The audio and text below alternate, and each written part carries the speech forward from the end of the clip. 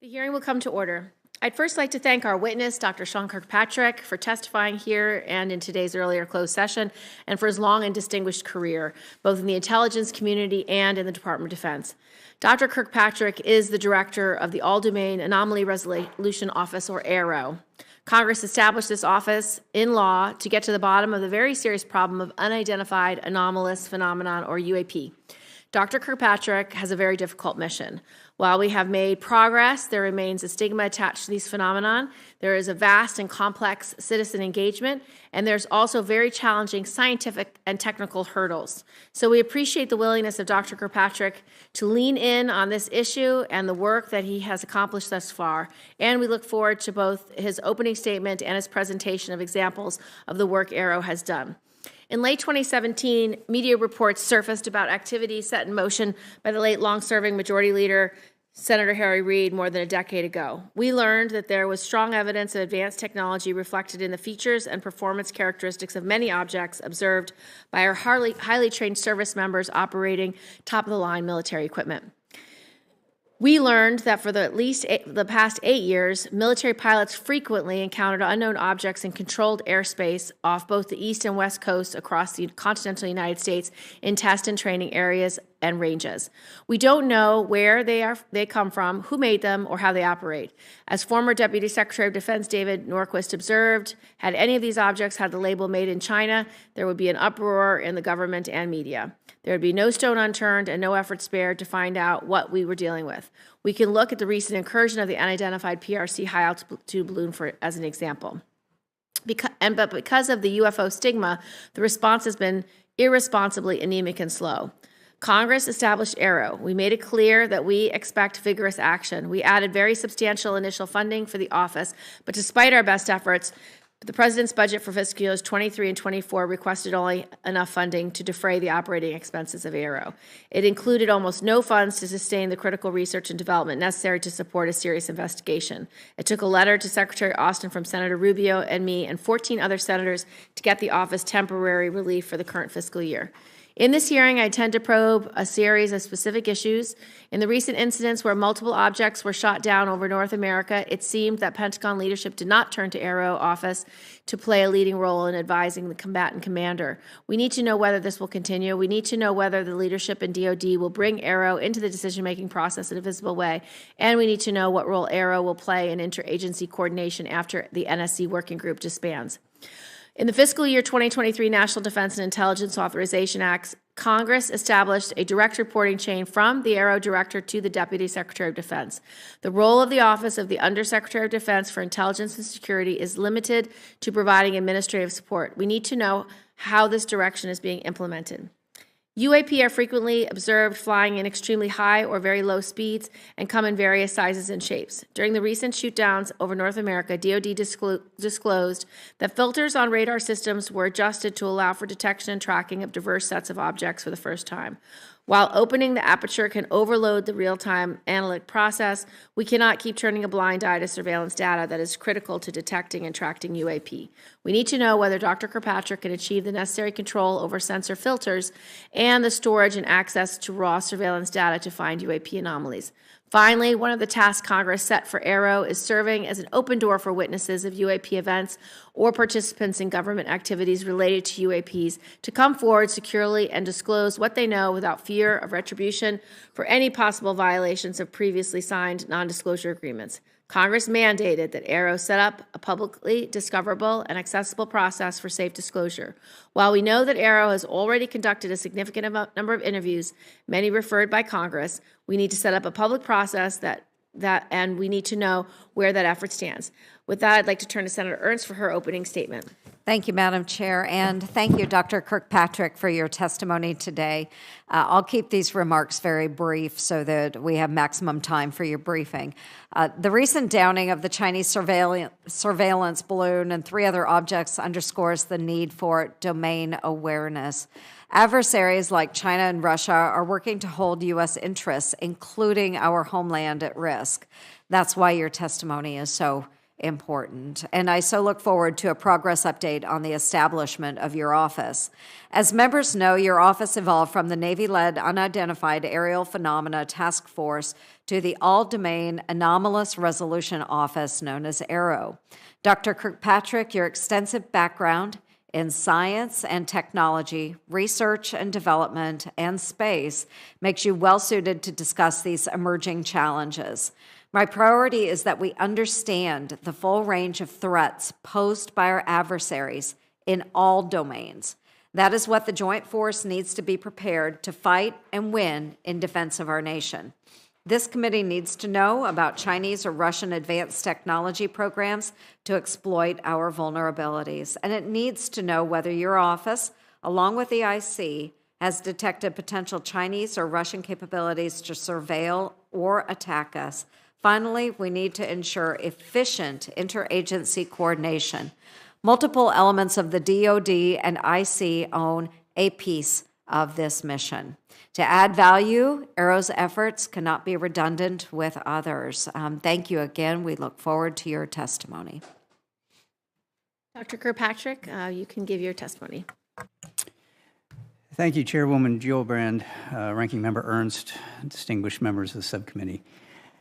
It's a privilege to be here today to testify on the Defense's efforts to address unidentified anomalous phenomena. First, I want to thank Congress for its extensive and continued partnership as the Department works to better understand and respond to UAP in an effort to minimize technical and intelligence surprise. Unidentified objects in any domain pose potential risks to safety and security, particularly from military personnel and capabilities. Congress and DoD agree that UAP cannot remain unexamined or unaddressed. We are grateful for sustained congressional engagement on this issue, which paved the way for the DoD's establishment of the All-Domain Anomaly Resolution Office in July of last year. Though AARO is still a young office, the spotlight on UAP in recent months underscores the importance of its work and the need for UAP to be taken seriously as a matter of national security. All leadership that I've had the pleasure of working with, whether DoD, IC, DOE, civil, scientific, or industrial, view Congress as a critical partner in this endeavor. AARO has accomplished much in the last 9 months since it was established. The AARO team of more than 36 experts is organized around 4 functional areas: operations, scientific research, integrated analysis, and strategic communications. In the 9 months since AARO's establishment, we've taken important steps to involve and improve UAP data collection, standardize the department's UAP internal reporting requirements, and implement a framework for rigorous scientific and intelligence analysis, allowing us to resolve cases in a systematic and prioritized manner. Meanwhile, consistent with legislative direction, AARO is also carefully reviewing and researching the U.S. government's UAP-related historical record. AARO is leading a focused effort to better characterize, understand, and attribute UAP, with priority given to UAP reports by DoD and IC personnel in or near areas of national security importance. DoD fully appreciates the eagerness from many quarters, especially here in Congress and in the American public, to quickly resolve every UAP encountered across the globe, from the distant past through today.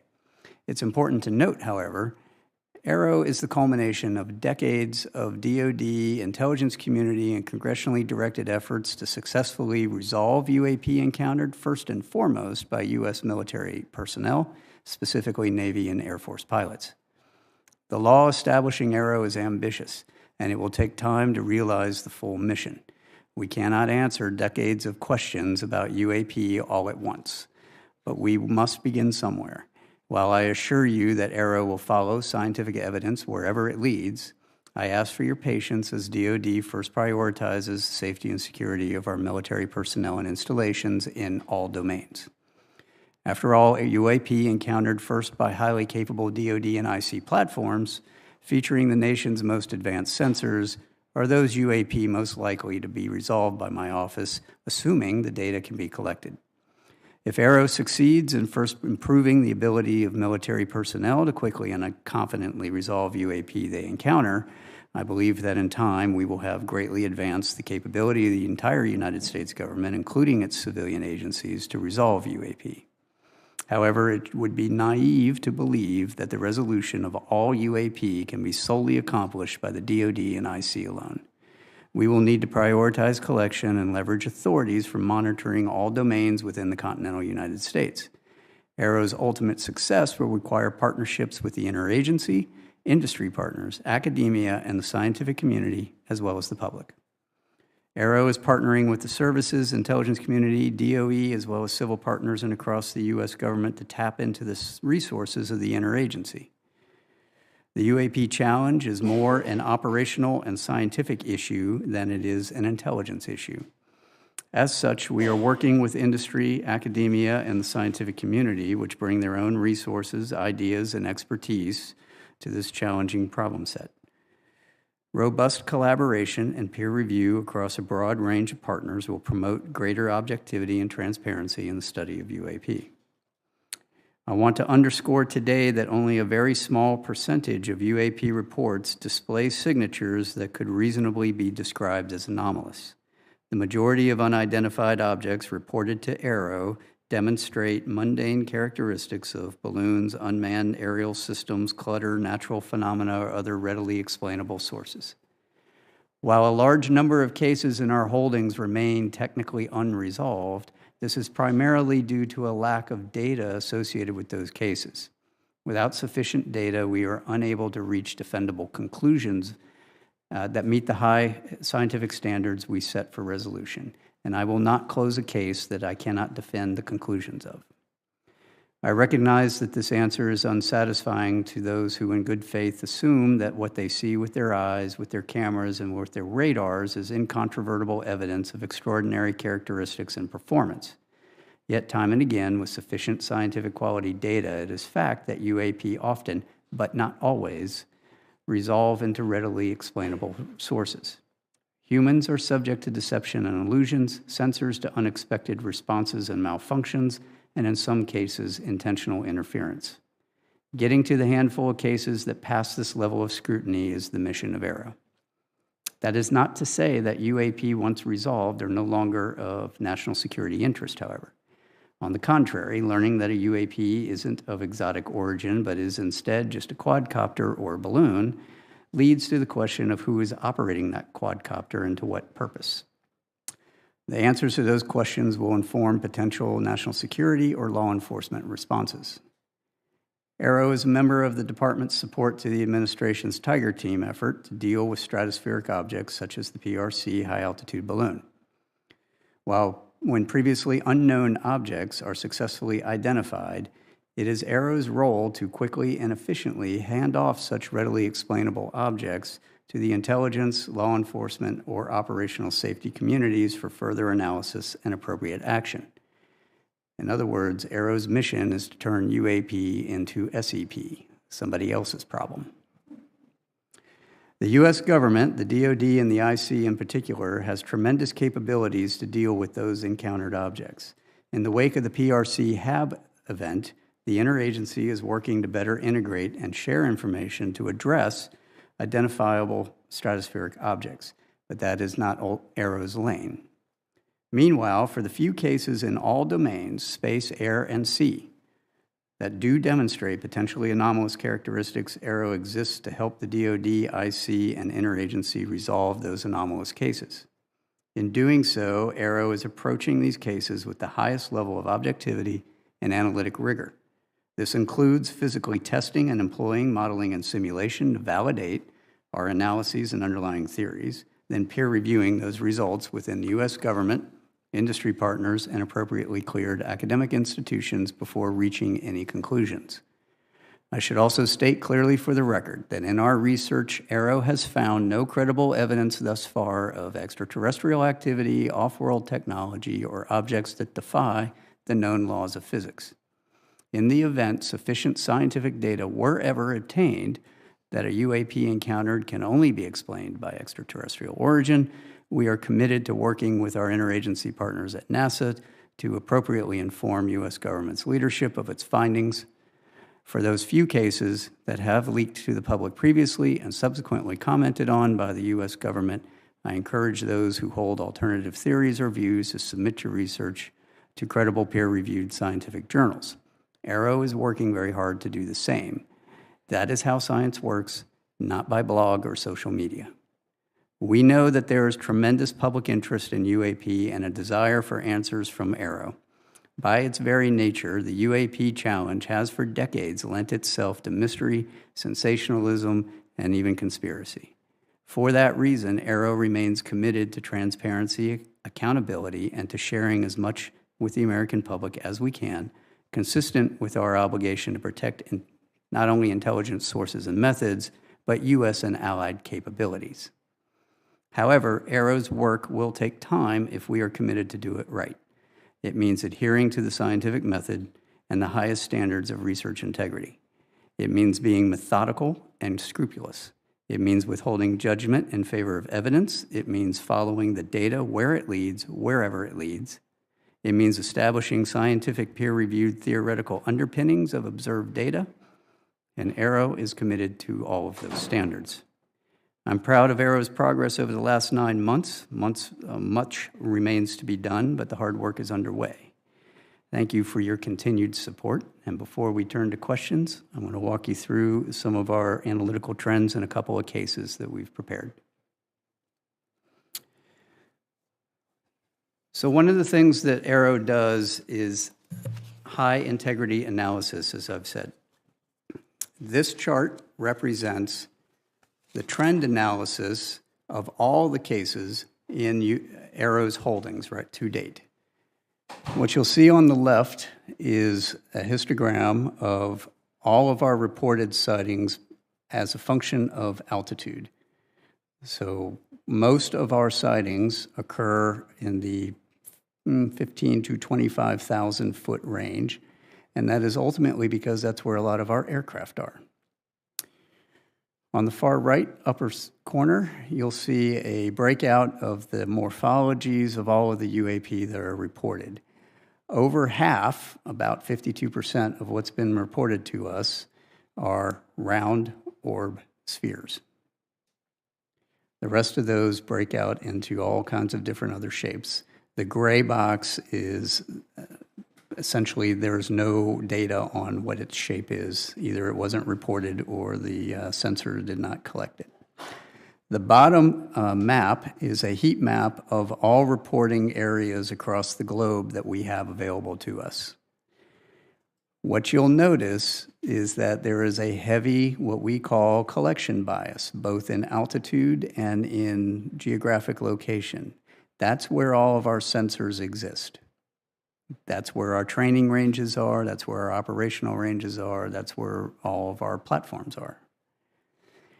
In the middle, what we have done is reduce the most typically reported UAP characteristics to these fields, mostly round, mostly 1 to 4 meters, white, silver, translucent, metallic, 10,000 to 30,000 feet, with apparent velocities from stationary to Mach 2.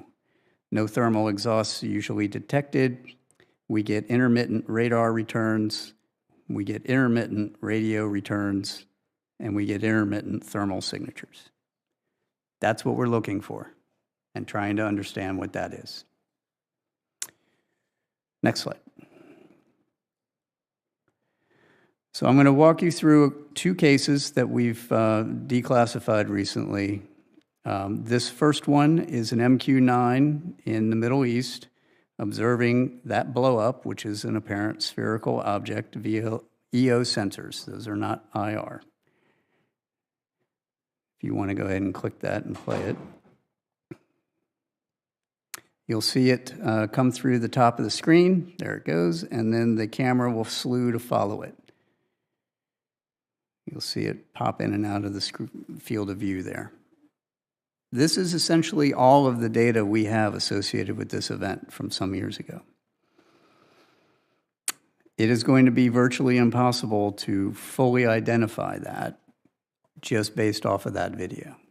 Now, what we can do and what we are doing is keeping that as part of that group of 52% to see what are the similarities, what are the trends across all of these, do we see these in a particular distribution, do they all behave the same or not? As we get more data, we will be able to go back and look at these in a fuller context. How are we going to get more data? We are working with the Joint Staff to issue guidance to all the services and commands that will then establish what are the reporting requirements, the timeliness, and all of the data that is required to be delivered to us and retained from all of the associated sensors. That historically hasn't been the case, and it's been happenstance that data has been collected. Next slide. This particular event, South Asia MQ-9, looking at another MQ-9, and what's highlighted there in that red circle is an object that flies through the screen. Unlike the previous one, this one actually shows some really interesting things that everyone thought was truly anomalous to start with. First of all, it's a high-speed object that's flying in the field of regard of 2 MQ-9s. Second, it appears to have this trail behind it, all right, which at first blush you would think that looks like a propulsion trail. In reality, if you want to play the first slide, we'll show you what that looks like in real time, our first video. So we're looking at that. There it goes. Why don't you play it again and then pause it halfway through? Right there. All right, if you might be able to see that trail there behind it. That's actually not a real trail. That is a sensor artifact. Each one of those little blobs is actually a representation of the object as it's moving through. And later in the video, as the camera slews, that trail actually follows the direction of the camera, not the direction of the object. We pulled these apart frame by frame. We were able to demonstrate that that is essentially a readout overlap of the image. It's a shadow image, right? It's not real. Further, if you later follow this all the way to end, it starts to resolve itself into that blob that's in that picture in the top left, right? And if you squint, it looks like an aircraft because it actually turns out to be an aircraft. Go ahead and put that on. So you'll see the tail sort of pop out there. And so what you're looking at is, this is in the infrared, this is the heat signature off of the engines of a commuter aircraft that happened to be flying in the vicinity of where those 2 MQ-9s were at. Why am I showing you this? So the first one that I showed you, we don't have resolved yet, right? That is an unresolved case we are still studying. This one we can resolve. But this is the kind of data that we have to work with and the type of analysis that we have to do, which can be quite extensive when you have to pull these apart frame by frame. Further, we're now matching all of this with the models of all of those imaging sensors so that I can say, I can recreate this. I can actually show how the sensor is going to respond. All of these sensors don't necessarily respond the way you think they do, especially out in the world and in the field. And I believe that's all I have, and I will open it up for your questions. Thank you so much, Dr. Kirkpatrick. Can you just give us some raw numbers of how many UAPs you've analyzed, how many have been resolved, and sort of in what buckets, and then how many are still left to be resolved? Just an update from your January public report where it was 366 or something, and about 150 were balloons, and about 24 were drones. You know, just give us an update if you have one. Sure. So as of this week, we are tracking over a total of 650 cases. Now, the report in January basically said about half of the ones at that time, about 150, were likely balloon-like or something like that. Mm-hmm. That doesn't mean they're resolved. Oh, I see. Okay, so what? Let me walk everyone through what our analytic process looks like. We have essentially a 5-step process, right? So we get our cases in with all the data. We create a case for that event.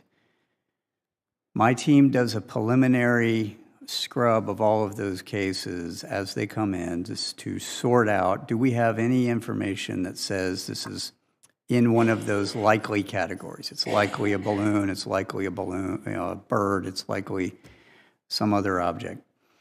Or we don't know. Then we prioritize those based off of where they are. Are they attached to a national security area? Does it show some anomalous phenomenology that is of interest? If it's just a spherical thing that's floating around with the wind and it has no payload on it, that's going to be less important than something that has a payload on it, which will be less important than something that's maneuvering, right? So there's sort of a hierarchy of just binning the priorities because we can't do all of them at once. Once we do that and we prioritize them, when we take that package of data in that case, and I have set up two teams, think of this as a red team, blue team, or a competitive analysis. I have an intelligence community team made up of intelligence analysts, and I have an S&T team made up of scientists and engineers and the people that actually build a lot of these sensors, or physicists, because if you're a physicist, you can do anything, right?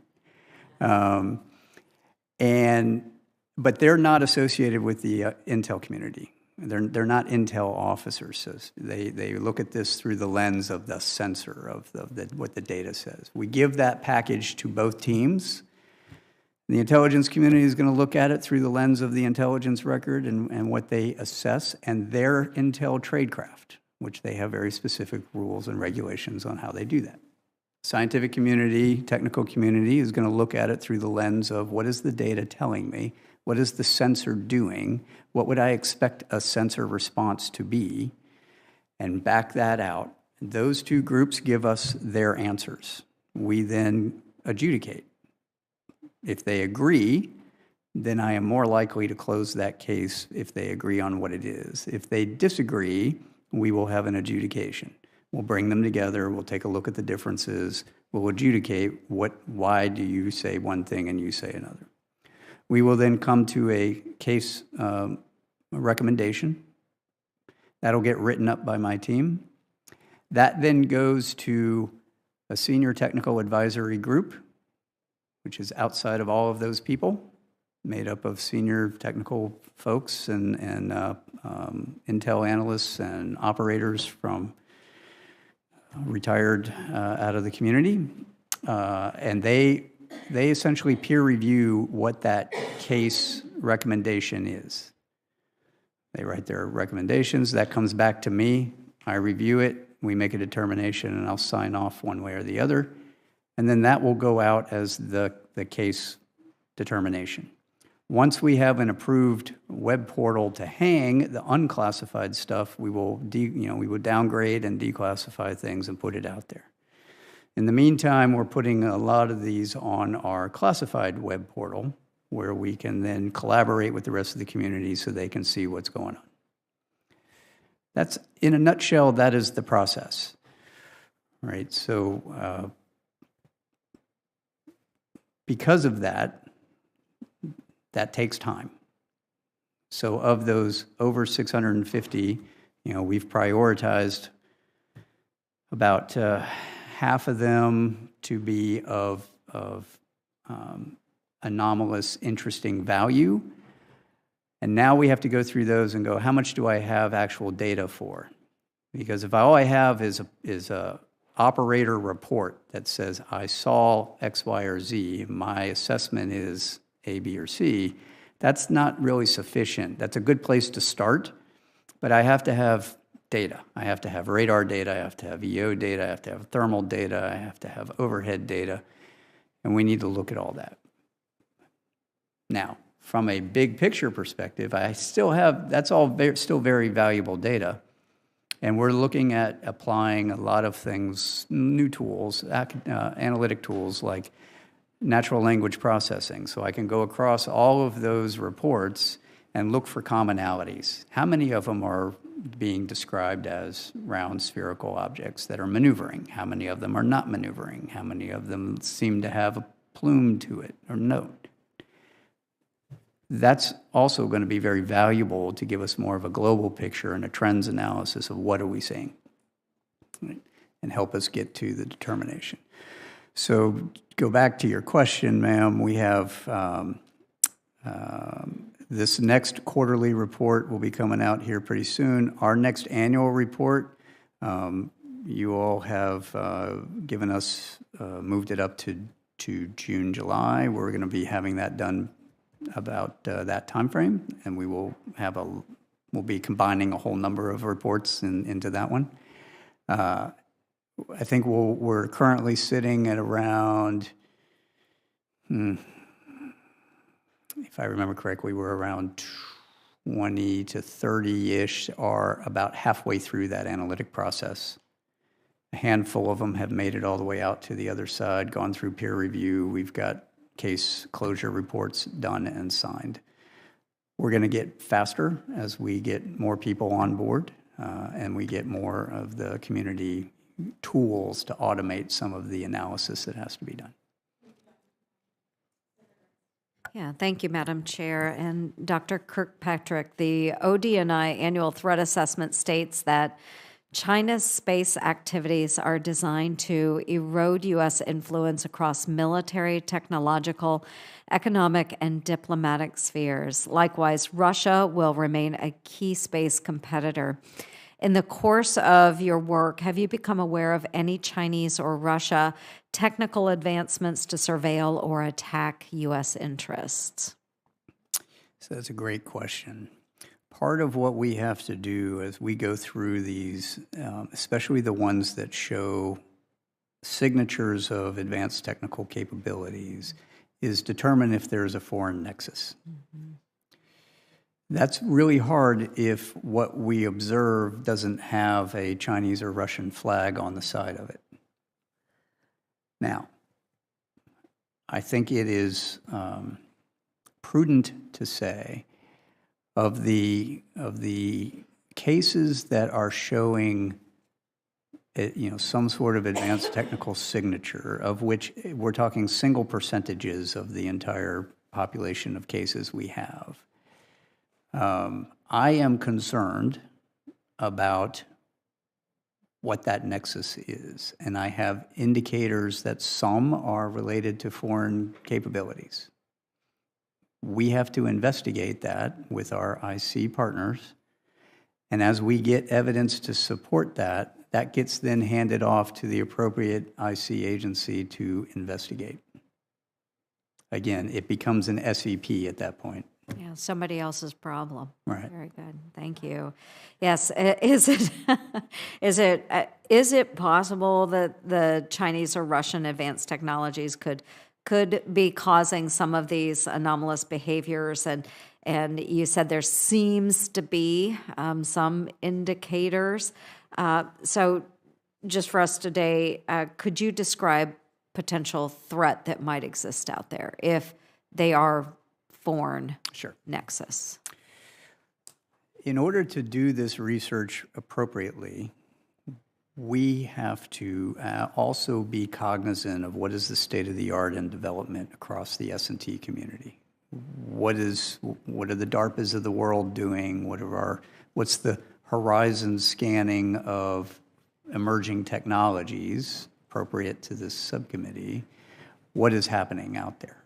And if somebody could accelerate that capability, how would that manifest itself and what would it look like? And do those signatures match what we're seeing? Mm-hmm. There are emerging capabilities out there that in many instances, Russia and China, well, China in particular, are on par or ahead of us in some areas. Right. So previously, I used to be the Defense Department's intelligence officer for science and technical intelligence. That was our job, was to look for what does all that look like. And then, my last several years, of course, in Space Command doing space. The adversary is not waiting. They are advancing, and they're advancing quickly. If I were to put on some of my old hats, I would tell you they are less risk averse at technical advancement than we are. Right? They are just willing to try things and see if it works.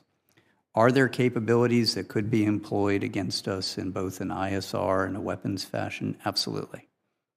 Do I have evidence that they're doing it in these cases? No, but I have concerning indicators. Thank you. I appreciate that. And that is why it's so important that you are working with the intelligence community as well, because you have the science, the data background, but you also need to know from various sources what adversaries may be working on. Is that correct? Okay. Thank you. Thank you very much. Thank you, Madam Chair. Senator Rhodes. Well, thank you, Chair Gillibrand, Ranking Member Ernst. This is a really important hearing. I'd like to thank you, Dr. Kirkpatrick, for your service to the country, and as a former systems analyst myself, I really appreciate your flow chart, the description of the process, and particularly the trends analysis going forward, how that's going to help us. And you talked about language, the large LLMs, the large language models, artificial intelligence. That's really going to help us in the hunt forward. Predictive analysis, I think, to some of your point, what we're worried about. But I want to focus on Nevada because I want to talk about the impact of UAPs on aviation safety. So when it comes to unidentified aerial phenomena, one of my first concerns is really about the safety of Nevada's military aviator. So we have airmen stationed at Nellis Air Force Base, naval aviators flying at Naval Air Station Fallon, and service members from across the world training at the Nevada Test and Training Range. I know you know all this. And unfortunately, the existence of advanced UAPs in the U.S. airspace and over U.S. military installations, not a new phenomenon. The Navy's officially acknowledged that between 2004 and 2021, 11 near misses occurred involving UAPs that required pilot action and follow-up reports. As a result, in 2019, the Navy established a protocol for pilots to report on their dangerous encounters. So could you speak to any ongoing efforts within DoD to ensure the safety of our aviators with a potential UAP encounter, and what's your relationship with Northcom, NORAD, Spacecom when it comes to this immediate real-time response and how they're right there in the moment, right? Absolutely. That's a great question. So let me start with, my relationship with the commands are very good. I just came back from sitting down with General Van Herk and all the J staff out at Northcom a couple weeks ago, talking through exactly what we need to do to help them get their arms around this. We are also working very closely with Joint Staff, and the Joint Staff has just been very outstanding in helping work through policy and guidance issues to the forces and to the services. And I would like to just make sure that we message back to all of the operators the importance of their reporting and the fact that you're about to get a bunch of new requirements that we're issuing through the Joint Staff on all of the data that we're going to need you to save and report back to us. It is invaluable, and we are working to try to take the most advantage of that to learn what it is that we're trying to mitigate. To get directly to your question, first thing that we're doing is normalizing our reporting, right? We're standardizing our reporting and the requirements associated with that. Guidance from the Joint Staff, I think, goes out maybe this week, maybe next week, that we've been working with them for some months that does exactly what I just said. It gives them timelines, it gives them requirements, it gives them, here's all the data you have to have, and you got to retain it. The next thing that comes after that is a plan ord that will go out to the commands for mitigation and response. So there's a couple of things that we have to do. One, I need to work with the commands and with the IC and with our outside of our DoD and IC partners to extend our collection posture targeted at some of these key areas that you saw on that heat map. That have a lot of activity so that we can turn on extra collection when an operator sees something. So part of this is generating as a response function, in what we call a tactic, technique, and procedure for an operator. When he sees something, calls back to the operations floor, they can turn on additional collection. What does that collection look like? How do I bring all that together so I can get more data on what is that thing? Can I ask really quickly, Sure. do you have the authorities you need to extend your collection posture between agencies or branches of the military? Because that seems to me to maybe be a sticking point. I know my time's just about up. I'd love to follow up about your risk management methodologies for some of these, but do you need any authorities that you don't have to get the data? There are you need? some authorities that we need. We currently are operating under Title X authorities, but we have good relationships across the other agencies. But having additional authorities for collection, tasking, counterintelligence, That's something. those are all things that would be helpful, yes. Thank you. To follow up, Dr. Kirkpatrick, will you help us write that language so we can put it in the defense bill this year so that we know what authorities you need? We can do that. Thank you. We're going to start second round, so if you want to stay, you can ask another round. I have at least 3 more questions, so. Do you want to go right now, so in case you have to leave? Oh, I could, I do. Yeah, go ahead. Go. If you would let me do that would be great. I'm going to stay on the drones issue because obviously we also have Creech Air Force Base. We talked about those Reapers. But last February, the Chinese spy balloon, it did cross through the U.S. airspace, shot down by a Sidewinder missile fired from an F-22. Sidewinders cost us close to $500,000 each. So, given the cost of these missiles, the cost per flight, all of these other things, like I said, follow up on the authorities, your methodologies, the data collection, they can help us in other ways. But how do you think we can develop a sustainable, affordable response to UAPs where we need to, that will definitely violate our airspace, definitely violate our airspace every chance that they can get because they're our adversaries. They want this information. So what do you think some cost-effective measures might be that we can get what we need out of that or take them down, whatever's appropriate, whatever the appropriate measure is, let's put it that way. So that is actually wrapped into the plan org that we're working with Joint Staff to send out. What do the commands need from both a capabilities perspective for kinetic and non-kinetic engagements? What are the response functions of the particular wings or Navy, what have you? And then what authorities do they need? Right. So one of the challenges that we've seen is there's an authorities issues with the owners, operators of those ranges that they need to work through, and we're working that with Joint Staff and OSD. So big picture, we need to do all that. If you want to get down to the specifics there are non-kinetic options to engage pretty much everything, right? Whether it's electronic warfare, whether it's laser technology. That's where this data, That's right. the good data collection, predictive Correct. analytics, you can make some assumptions on possibilities. That's right. And we will inform recommendations back to the department on here's what could work, here's what we've seen work, here's what doesn't work. Right. Thank you so much. Thank you, Madam Chair. Appreciate it.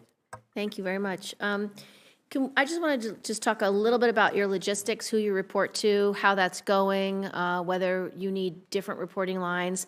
By congressional legislation, your office is administratively located within the Office of the Undersecretary of Defense for Intelligence and Security, but you're not substantively subordinate to the Undersecretary. Rather, you are a direct report to the Deputy Secretary. Are you taking direction directly from the Deputy Secretary? Are you able to meet and brief the Deputy Secretary?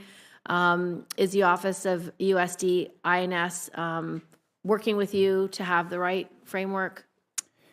So USD INS, I currently report to USD INS until they come up with the plan for how they're going to implement legislation. DOD and DNI are working through that now. I'd have to refer you back to USD INS on what their plan is.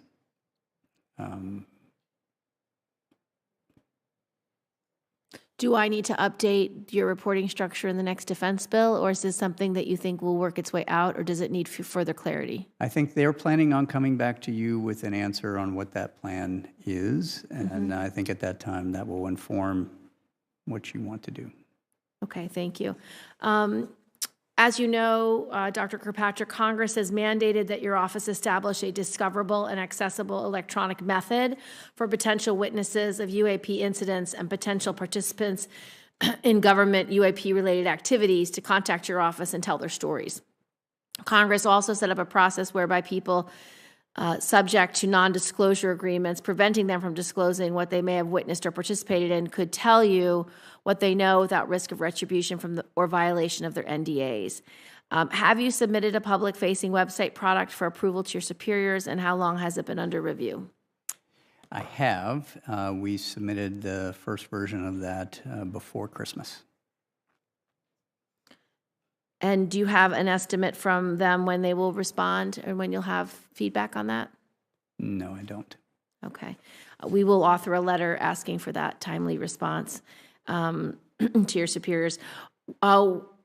When do you expect that you will establish a public-facing, discoverable, and access portal for people to use to contact your office as the law requires? So I would like to first say thank you all very much for referring the witnesses that you have thus far to us. I appreciate that. We've brought in nearly 24 so far. It's been very helpful. I'd ask that you continue to do that until we have an approved plan. Mm-hmm. We have a multi-phased approach for doing that we've been socializing and have submitted for approval sometime. Mm-hmm. Once that happens, then we should be able to push all that out and get this a little more automated. Great. What I would ask, though, is as you all continue to refer to us and refer witnesses to us, I'd appreciate if you do that. Please try to prioritize the ones that you want to do, because we do have a small research staff dealing with that. Thank you. And then do you have any plans for public engagement that you want to share now that you think it's important that the public knows what the plan is? So we have a number of public engagement recommendations according to our strategic plan. All of those have been submitted for approval. They have to be approved by USDINS. We are waiting for approval to go do that. Okay, I will follow up on that. And then my last question is about the integration of departments' UAP operations, research analysis, and strategic communications. During the recent UAP incidents over North America, it didn't appear that you were allowed to play that role. Do you agree that the public perception is generally that you and your office did not appear to play a major role in the department's response to the detection of objects over North America? What can you tell us that's going on behind the scenes from your perspective? And in the after-action assessment process, is there awareness that there is a need to operate differently in the future and a commitment to doing so? When the objects were first detected, I got called by Joint Staff Leadership to come in late one night to review events as they were unfolding and to give them an assessment based on what we knew at that time. I did that, worked with the Director of Joint Staff, the J2 and the J3 that night and over the couple of following days on what are the types of things that we are tracking from an unidentified object perspective, what databases do we use, those sorts of things for known objects, known tracking. Beyond that, the response, I would have to refer you back to the White House for the decision on how they did the response. We did not play a role in what you would respond, other than that initial, advice on what we are seeing and how we are seeing it. Thank you, Madam Chair. Dr. Kirkpatrick, I know that your office has gotten a lot of attention recently, and of course, any new agency, there tends to be a push to increase size and funding. We want to make sure that you're able to meet your goals, but what I also need to ensure is that we're not duplicating or replicating existing functions and creating redundancy within DoD. and the interagency. So what steps are you taking right now to make sure that your particular office and function is unique to any of the other agencies that might be involved in these types of cases? Yeah, that's a great question. So I would like to lay down, here's what am I, sort of my mission and my goal and my vision here. So the vision is at some point in the future, you should not need an arrow. If I'm successful in what I'm doing, we should be able to normalize everything that we're doing into existing processes, functions, agencies, and organizations, and make that part of their mission and their role. Right now, the niche that we form is really going after the unknowns. I think you articulated it early on, this is a hunt mission for what might somebody be doing in our backyard that we don't know about. All right, well, that is what we are doing, right? But at some point, we should be able to normalize that. That's why it's so important, the work we're doing with Joint Staff, to normalize that into DoD policy and guidance. We are bringing in all of our interagency partners. So NASA is providing a liaison for us. I have FBI liaison. I have OSI liaison. I have service liaisons. Half of my staff come from the IC. Half of my staff come from other scientific and technical backgrounds. I have DOE. And so what we're trying to do is ensure, again, as I make UAP into SEP, they get handed off to the people that is their mission to go do, so that we aren't duplicating that. I'm not going to go chase the Chinese high-altitude balloon, for example. That's not my job. It's not an unknown, and it's not anomalous anymore. Now it goes over to them. Right. Very good. Thank you, Madam Chair. I wanted just to follow up on the filters for surveillance. Outside observers have speculated that DoD sets filters on certain sensors to eliminate objects that are moving really fast or slow, because what we are looking for militarily are conventional aircraft and missiles. UAP that doesn't fit into these programs would thereby be weeded out and never noticed. This speculation was proven to be true during the UAP incidents over North America, where DoD publicly acknowledged that we were able to start seeing these UAPs only when we opened up these filters. Obviously, our military operators cannot be overloaded with objects that are not conventional aircraft or missiles. Can you nonetheless make sure that the raw data is being captured and subsequently processed so that your office knows what's really out there? And is that going to cost money? Will you expect to pay for that money out of Aero's budget? One of the key tenets that we're trying to do in our science plan is understand what those signatures are. So we get all the raw, for example, radar data prior to the scrubbing and filtering to allow it to enter into our weapon systems and our detection systems. We are now taking all that data and cross-correlating it to what pilots are saying they're seeing or other observations from other operators. What that allows us to do is then see if there are any signatures in that data that I can pull out, generate what we'll call automatic target recognition algorithms that allow us to then use that signature associated with a observed UAP, whatever that UAP may be. We will then make those recommendations of what those changes should be back to the department. So the Deputy Secretary had asked me last October to make those recommendations. What changes do we need to make to radars, to platforms, to detection systems and algorithms, to pull on those algorithms and make those changes? That's going to take some time. That's where the research and development comes in, right? It's not instantaneous. Right now, a lot of the, I won't say, a lot of the things that fall outside of the ranges of those filters have been identified by people in the loop, and you can't have people in the loop all the time. It's just not cost effective. So part of our budget is working through what does that look like, and then making those recommendations back to the big program offices for them to put into changes in acquisition. My last question is about the academic community. Can you give us an update on sort of how you collaborate with the academic community and whether how the independent study being done by NASA complements ARRO's work? Sure. Two questions, so I'm going to try to make it quick. In 1979, Carl Sagan said, extraordinary claims require extraordinary evidence.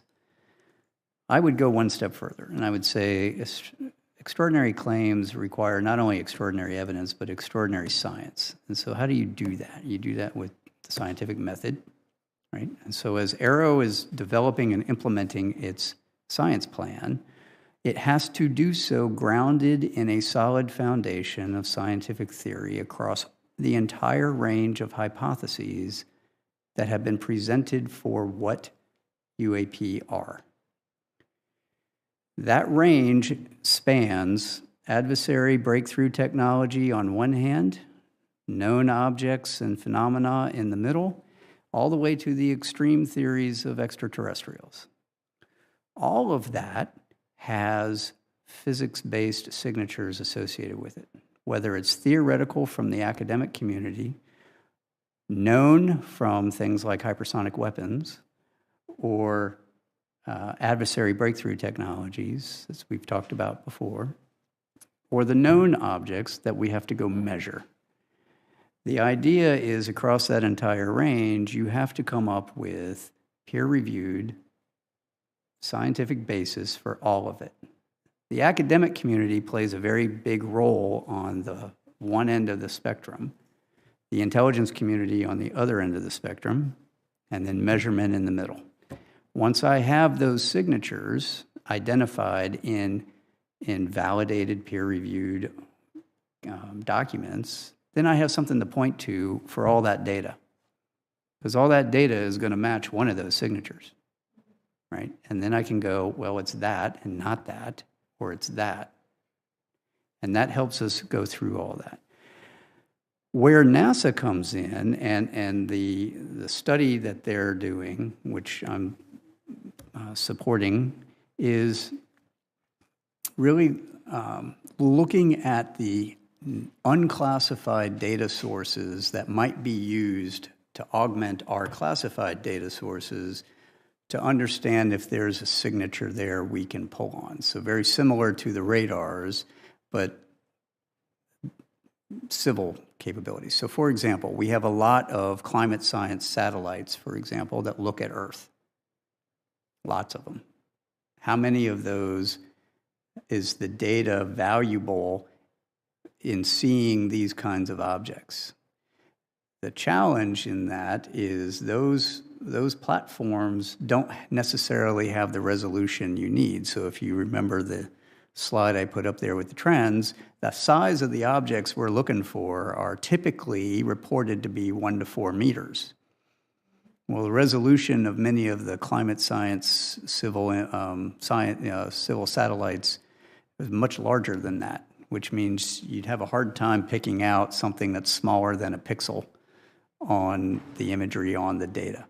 That's not to say all of it's not useful, and there are ways of pulling through that data and going through. That is what NASA is focused on right now. So what are some other data sources that could be used? In addition, things like open source and crowdsourcing of data. We're exploring public-private partnerships, ma'am, as you know, we've talked about in the past, to look at, is there a way to smartly crowdsource additional data that might be useful to augment some of my classified sources? And what does that look like? And how would we do it so that we're not overwhelmed by, everybody who wants to take a picture of everything? Is there anything else you'd like to tell the committee before we close? Or do you have another round? Yeah. Do you have anything else you'd like to tell the committee before we close? Thank you very much for allowing us to come and share a little bit of insight into what ARRO is up to and what we're doing. I hope to be able to share a whole lot more in the future. We have a lot of work to do, so if you don't hear from me outside, it's because we've got a lot of work to do. Well, thank you so much, Dr. Kirkpatrick. Thank you for the hearing. Thank you. Excuse me.